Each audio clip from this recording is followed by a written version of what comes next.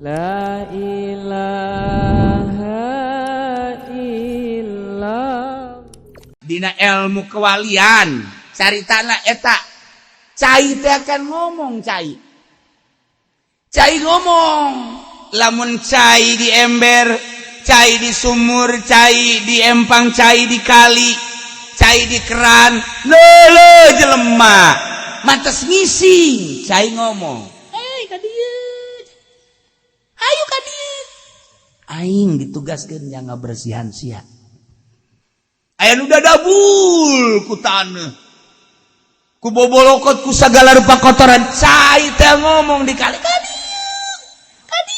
cek kira teh aing nu ngabersihan ngomong cai teh eta ngawean nya kadieu hayu kadieu tah lamun cak anu najis teh imbung ulah mah isin ulah isin aing ditugaskeun jang parati ngabersihan sia bong ieu mah isin genteng mah sare bebelepet ge rasakeun ge ku sia sare bebelepet emang kumaha kitu pamajikan saya ge indit kageun ku kumaha ge pinuh ku najis gitu.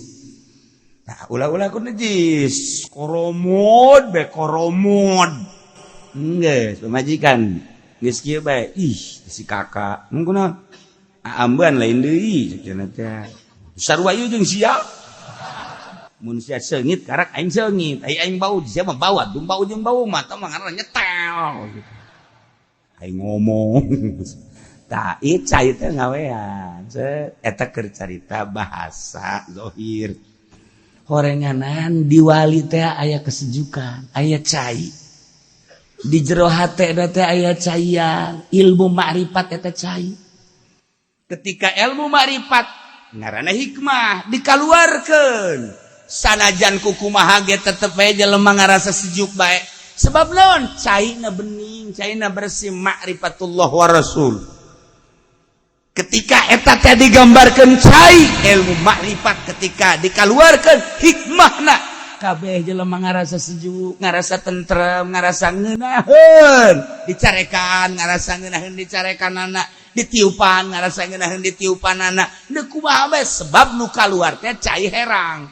Lamun cai herang kaluar nu deuk mandi butuheun, nu deuk nginum butuheun. Nu endek masak butuheun ka cai herang kabeh butuh hese-hesena ku cai herang wari cai teh steril make mesin hayang timbul cai herang ku hese-hesena cai herang wari lantaran polusi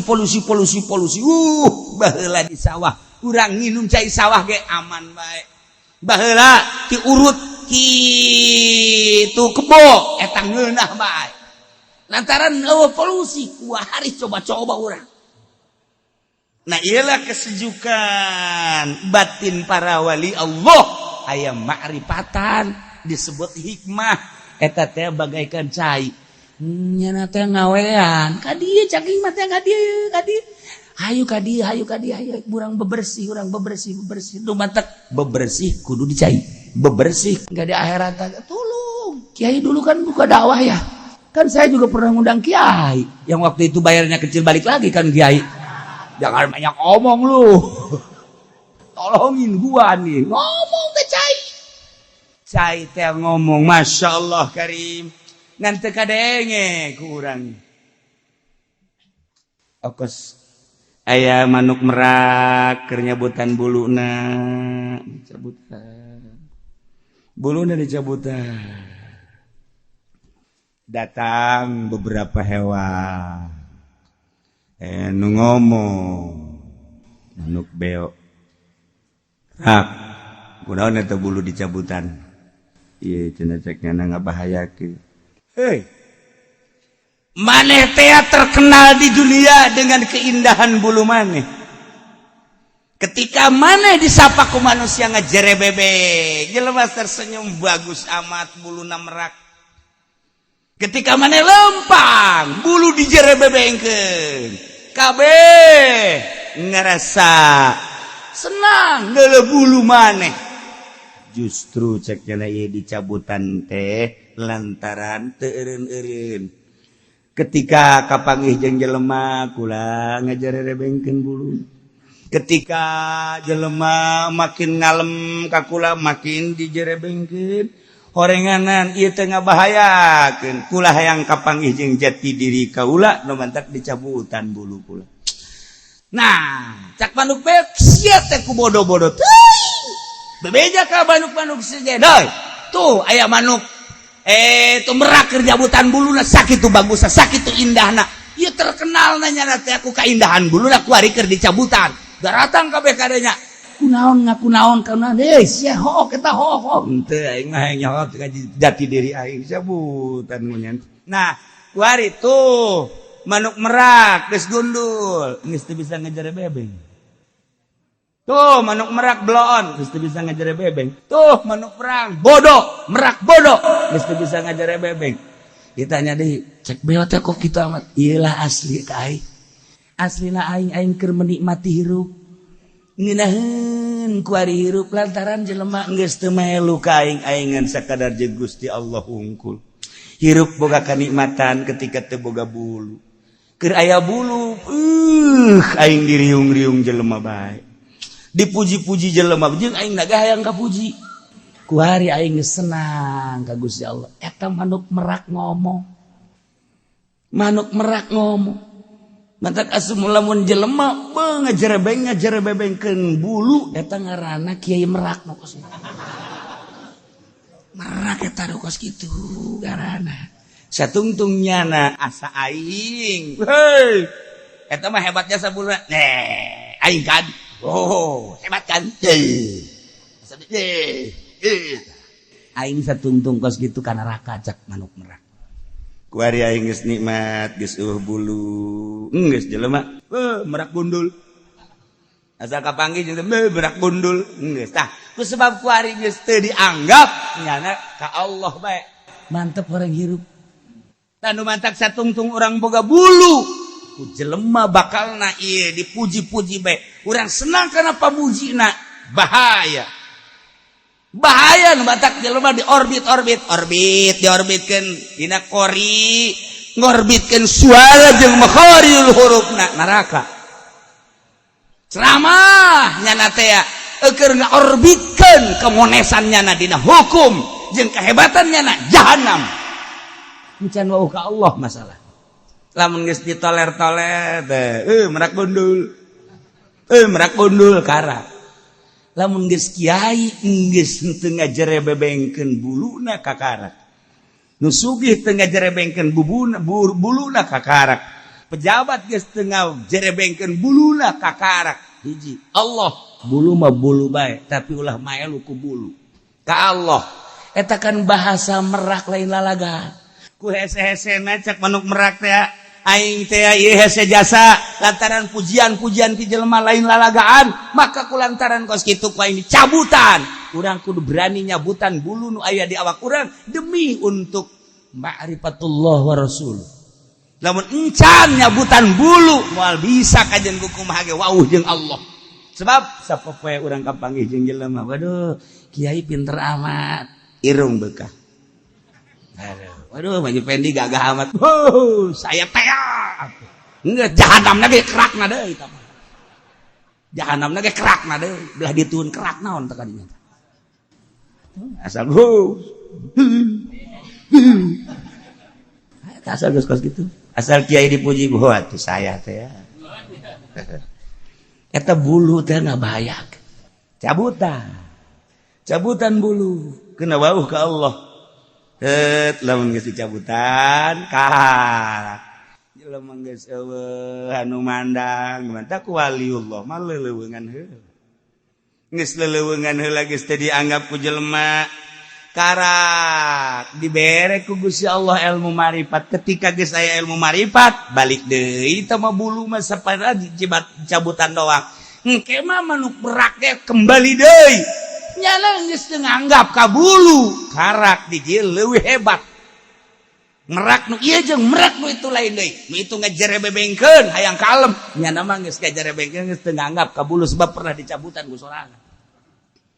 Gambaran ibadah ka Gusti Allah lamun can bisa nyabutan bulu-bulu nu aya di urang sugih cabut kasugihan urang boga jabatan cabut jabatanana urang boga kitu predikat kiai cabut ka kiaianana kenakeun batur teh ngahinakeun ka urang kena batur teh teu nganggap ka urang karak lamun geus batur teu nganggap ulah diondang sama kiai kos kitu ieu senang urang masyaallah aing geus teu dianggap geus aing maning dianggap ku Allah bae kajen ku manusia mah teu dianggap ieu mah lain pan tatangga teu nyahoeun aing kiai masyaallah aing geus kebal sebenarnya jadi kiai nyana hajat aing teu diundang tahlil goblok meureunana pajar lain kiai meureun aing suratan ku nyana kepada yang terhormat tetangga yang goblok emang kamu tidak tahu bahwa saya kiai kok yang lain diundang saya enggak gedean mana kiai saya dengan kiai yang kamu undang ditolol tuh coba kita kan kiai tolol eta gitu Masya Allah teh malah lain merak-merak acan jaketro teh mah meureun geus kikikan merak ona merada aya batik-batikan cabutan bulu urang nah lamun urang geus bisa nyabutan bulu karak iyalah lain lalakon sapoe 2 poe sabulan 2 bulan satahun 2 tahun ngaranna dalam rangka suluk cabutan urang datang ka nanaonan hirup kubatur di bajar hebat-hebat ilmu ja ilmu nu Allah kubatur pajar gagah beja gagah nu Allah kubatur batar sugih ja sugih nu Allah kubatur bajar pajar hebat nu Allah aing mah jauhna naon hakikatna mah ja isuk pageto bade cawokot ku Gusti Allah naon hartina aing atuh di hareupeun Allah atau mah hanya anggapan-anggapan jelema bae nah geus nyabutan bulu mah bakal kos kitu tapi lamun encan nyabutan bulu Alhamdulillah di hadapan kita ada kiai yang akan memberikan ceramah ialah Kiai Haji Fudholi. Pakai DRS. DRS ya itu dapat waduh saya kuliah lama itu. Ntar saya enggak ceramah kalau enggak pakai DRS. Kiai tolol tuh. Geus maning bubar.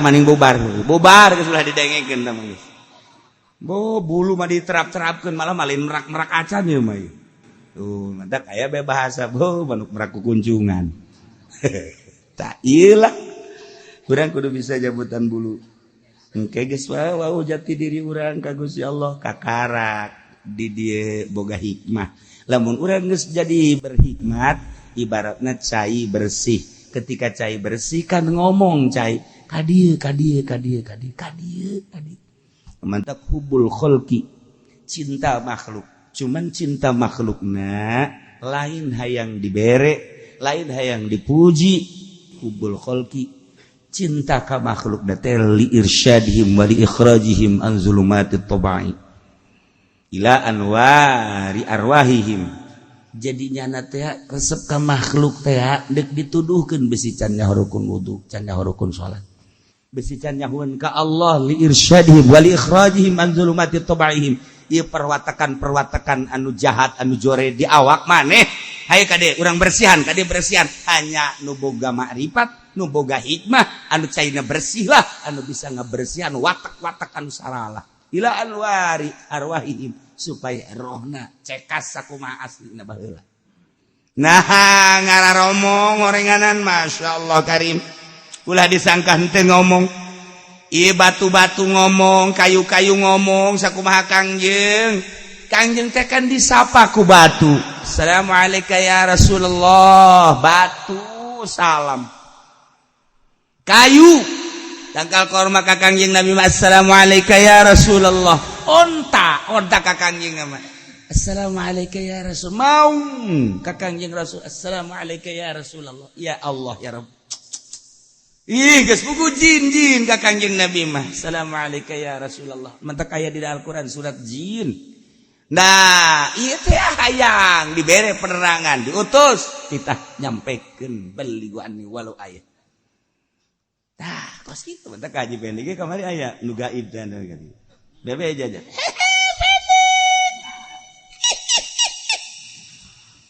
Kuntianak kayaknya. Emang sajurusan saya lamun orang ngawirid surat jin datang na jin. Mun urang ngawirid kitu ilmu kazuhudan engke urang teh hayang nanaon. Urang ngawirid anti tembak bakalna urang moal terak ditembak urang ngawirid ka duniaan dunia nyana ngawirid ka kuntilanak kan kuntilanak babaturanna kuntilanak sajurusan entah nyawa tilok sieun ka kuburan ge tilok sieun batur aing kabeh sakit aing rajana tah ieu jadi ngaromong kabeh sesuai jeung karakter manusia ngabogaan karakter etalah nu kudu dicumponan kabutuh lamun mata resep kana nu indah-indah hayang dicumponan kabutuh mata ceuli hayang adenge suara nu merdu-merdu hayang dicumponan kabutuh ceuli irung watakna hayang ngambe nu sengit-sengit hayang dicumponan perwatakan irung letah hayang ngarasakeun nu lazat-lazat jeung nu ngeunah-ngeunah hayang dicumponan zakar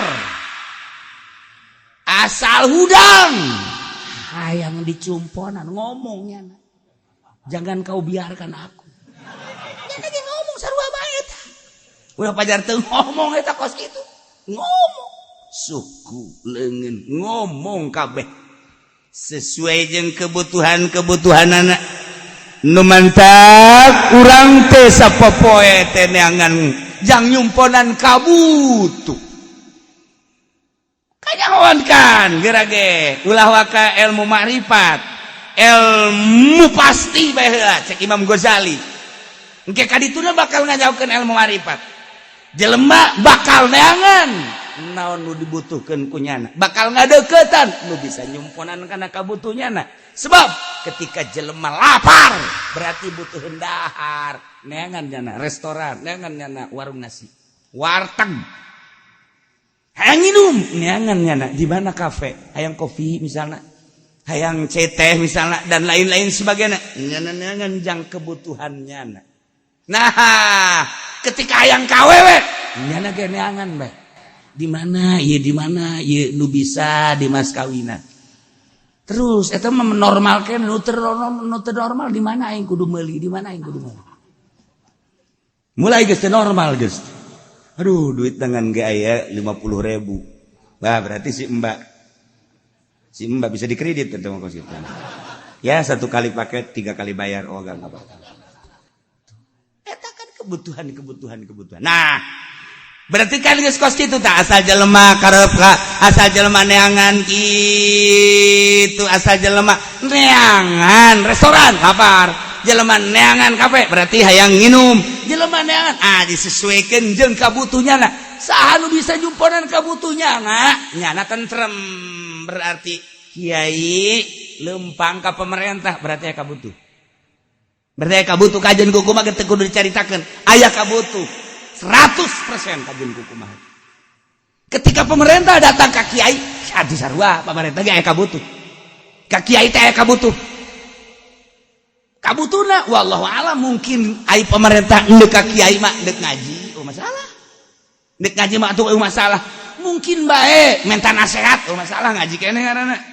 Datang ka kiai teh hayang persahabatan bae lantaran aing mah teu bisa ieu teh ibadah. Lah hayang ngawauhan kiai bae sugan bae di akhirat ku wauh mah ke rada kagupai-gupai oh masalah kabeladiana aing hayang wau ka kiai jang nyumponan ka hayang aing butuh ka kiai eta sebab aing deuk naek di dewan aing deuk naek jadi gubernur aing deuk naek jadi bupati ieu mah penjahat tinggal di dalam bae kuari kiai ge datang ka pamarentah teh apakah deuk ngaji maknya deuk ngaji kudu ka pendopo konsepna ngaji ka pendopo konsepna berarti teman di balik ngaji ada udang di balik kutang nah ini geus kadeule nu lelempangan di mana becek Imam Ghazali lain cak kula naon hartina kula atuh ngan macaan konsep-konsep ulama ahli hakikat seperti eta lempangna di mana eta lah nyana keur jumponan kabutuhnyana lempangnya na di dinya nyana keur boga kabutuh di dinya nyana keur lempang di dinya nyana kabutuh na dinya jelema di partai berarti aya anu kacumponan nyana ketika di partai kajen kumaha ge sebab jelema lamun henteu kacumponan moal moal hayang di partai moal hayang kajen kumaha ge sebab naluri manusia selalu kitu nah nu paling bahaya dina kolbu teh ieu aya lelembutan kolbu teh ngomong di antarana nafsul lawamah aya hawa kahayang teh kudu dicumponan ketika dicumponan bungaeun nyana saha sih nu bisa nyumponan nu mendak jelema teh ya deketna jeung sieu kacumponan kahayangna jelema deket jeung sieu kacumponan kahayangna jelema deket jeung sieu kacumponan kahayangna moal bisa dipaksakeun sieu kahayang deket jeung ieu tapi beda henteu bisa nyumponan moal bisa deket ka jeung bisa mental ka jeung kumaha bisa mental kahayang hawa ngaranna nah ieu teh deket amat ka dieu aya kacumponan kahayang ieu kiai ieu pengusaha deket ka kiai eta pengusaha hayang deket ka kiai berarti hayang aya anu dicokot di kiai ilmuna lamun kiai geus deketan nu sugih berarti kiai aya kabutuh jang nyumponan kahayang kiai sebab kiai teh ya boga kahayang nu sugih nu bisa nyumponanana we dalit katanya kadina dalit nyaos ya dalit teh mukholid teh dalit teh kental tidak bisa dipisahkan sebab bisa kacumponan nah eta teh kos kitu tah mentek awewe ge lantaran nyana bisa nyumponan kabutuh urang ge bisa nyumponan kabutuh nyana maka terjalidah hubungan cintrong nah di sini ada trisno aduh itu sari kebutuhan nah ieu keur carita urang hirup teh kitu bae kajen kumaha ge saha nu bisa memenuhi kebutuhan aing deket ketika butuh deket geus teu bisa kacumponan kabutuhan anak bila perlu pepegatan aing mah jeung sia teu hayang aing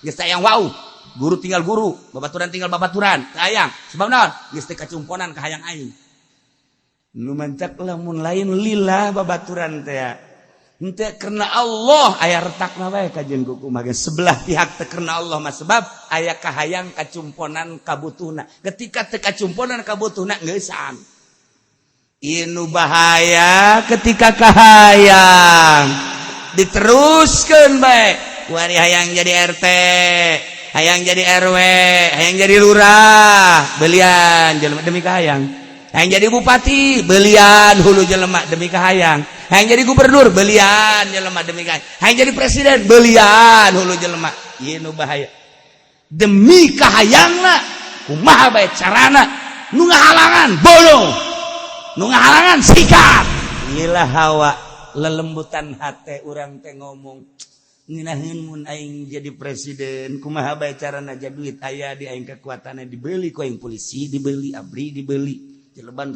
ternama dibeli penting aing jadi presiden kajen ku kumaha ge ieu kan jahat kahayang teh seperti gitu nah dengan puasa kahayang urang teh kuari dieuweuh-euweuhkeun hayang dahar lain lalagaan ka Allahkeun gereg hayang nginum lain lagi ka Allahkeun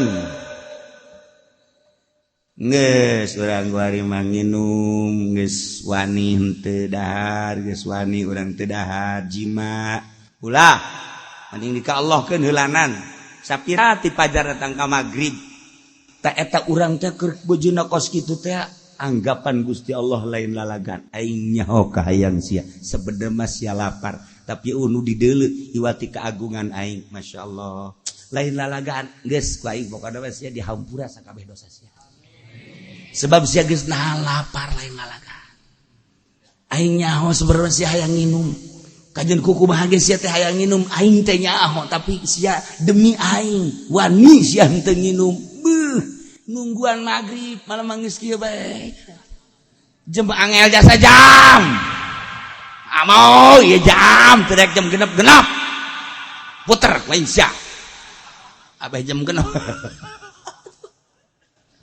urang ngadaguan 10 menit Masya Allah. Tapi orang keur main catur 10 menit nanaonan. Nonton TV 10 menit nanaonan. Tapi dek buka ngadaguan 10 menit asa 10 tahun bae. Percis kos ngadaguan dek kabogoh dak ngeureuk datang. Abogoh datang geus kieu deui. Diputer bae kitu sia jam ku aing. Udah deui. Anu ngalangan ngawas. Kurang, mana aing datang, geus kahalangan ku sia. Jelema teu puguh teu karu dicarekan. Tiupan jalan, tiupan bebena aing datang tiup. Udah datang ka eta kotokan di jalan. Tiupan. Dek datang ka Bogoh teh upus gitu. Angel terasa. Dek datang jam angel. Tapi pakai maksiat sakeudeung. Kahayang-kahayang urang teh kuari kurang ditapaan. Allah Maha Uning. Uning Allah nu mantak lain lalagaan. Cak Kangjeng Nabi rogima anpurajuli cilaka. Irung jelema ya rugi luar biasa. Kunaon emang ya Rasulullah nu mantak rugi cak Kangjeng Rasul teh? Aing disebut zikirtu tapi walam yusolli. Tidak baca sholawat, cilaka sia. Ngaran aing disebut sia tidak baca sholawat, cilaka sia. Rogoma anpur rajulin cilaka. Si jelema kunaon? Boga indung bapana kene tapi jada tidak nyumponan hak indung bapana, cilaka sia. Rogoma anpur rajulin cilaka sia. Kangjeng Nabi. Kunaon emang? Datang bulan Ramadan, datang kadek liwat di Ramadan sia can meunang pangampura. Lantaran teu ngalaksanakeun ibadah di bulan Ramadan, cilaka. Tah dumantak ieu Ramadan teh lain lalagaan Gusti Allah teh keur ngaur-ngaur rahmat jeung magfirah. Beuh diaur-aur. Hayo rahmat aing jeung magfirah aing kuari keur diaur-aur, gaur sia gaur. Ayo terus. Untung jasa anu puasa, untung jasa nyabari maca Quran, untung jasa nyabari taraweh, untung jasa bari sedekah, untung jasa di jero bulan Ramadan rahmat jeung magfirah Allah keur diaur-aur urang beuh nyangais nyanyuhun nyangandung nya di tukang naon ngaranna di tukang di dia. Aduh di tukang gede ngaranna ieu. Dia di ais rahmat teh masyaallah, sia rahmat gede-gede. Di suhuna ya si rahmat. Tah ieu urang keur digaurkeun rahmat, masyaallah nyanyuhun, nyangais, nyangandung, nyang kitu ngakep pohara jasa. Untung selesai Ramadan pinuh rahmat jeung magfirah. Ketika Allah ngagaurkeun rahmat jeung magfirah di bulan Ramadan, puasa henteu, urang ngaji Quran henteu, kemudian sedekah ge henteu, selesai Ramadan urang teu beunang nanaon. Rogomaan purajul cilaka cak Kangjeng. Sakitu keur diaur-aurna rahmat, mulung rahmat Allah. Mulung magfirah Allah. Mangpang meungpeung geura di bulan Ramadan teh yeuh hayu urang gaur. Hiji jelema ngaran Muhammad di luar bulan Ramadan mah manehanana teh terus bae maksiat masih asal bulan Ramadan we. Mandi, make baju, puasa, salat, bahkan qada sedekah. Diseling-selingkeun ku tetanggana ge. Sia puasa teh bulan Ramadan ulah omong. Aing siapa urusan sia besok ngurusan batur bukan aing mah setahun sekali sholat aing datang ke lebaran beres lebaran aing teh sholat deui asal Ramadan deh kos gitu taraweh nya nabu bedu war sedekah bulan Ramadan teh da kos ngaji Quran ya puasa maca Qurannya tarawehnya sedekah asal Ramadan bae kos kitu teh nya mah asal di bulan luar bulan Ramadan geus yes. Kasaritakeun kacaritakeun pae begitu maot ka intilah ku waliullah. Tanya kumaha kaayaan maneh di jero kubur? Masyaallah bangga kula bahagia kumaha surga sia ka surga muka lantaran ngagungkeun bulan Ramadan. Bulan nu lain meletik.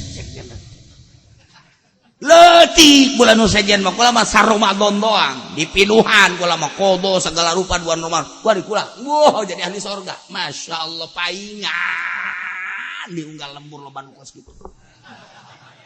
Maru ka salah geus. Geus bokara di bulan Ramadan pakai ibadah bae ke. Maksiat ge bulan Syawal. Aja sia maksiat bae ke ngomong ya aing mah tita kuki uci cenah geus. Ibadahna bulan Ramadan doang cek cenah ge. Syawal mah teu naon maksiat. Salah tafsir sia mah. Pajar ditaku aing bae. Nah iyalah Ramadan lain lalagaan.